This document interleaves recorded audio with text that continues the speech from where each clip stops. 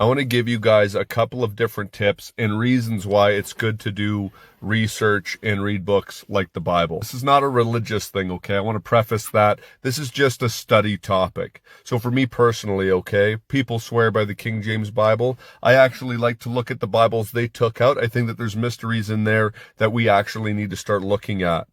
And one of the things that I wanted to start looking at, like the Book of Giants. You think that would be an interesting book to read? That might give us some insight to what's happening around us. And like the Book of Enoch. And it talks in the Book of Enoch. I can imagine why they took some of these books out. The Book of Enoch talks about like a group of people that like worship the demonic realm, and there's like a group of pedophiles that are in the demonic realm. And when I think about this, I'm like, I think this is things that people just everywhere need to know. When we go over this stuff, I like to think about when I'm looking at mysteries, why are giants here?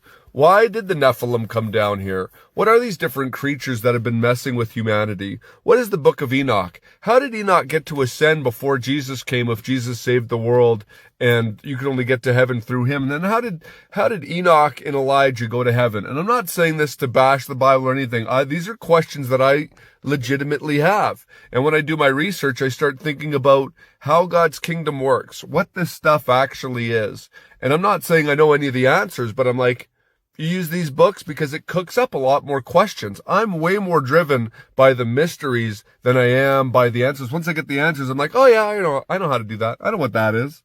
And you just kind of move on with your life. And then you have that awareness piece. You can operate in truth because you know what the truth is.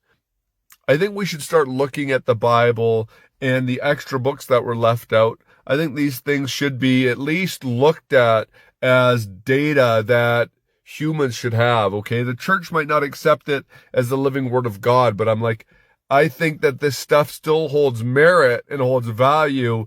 And if the bad guys took it out of the Bible, I'm one of those kids. If you're telling me no, I might just because. And so when this stuff happens, it piques my interest. And I love the mysteries. I'm way more driven by the mysteries.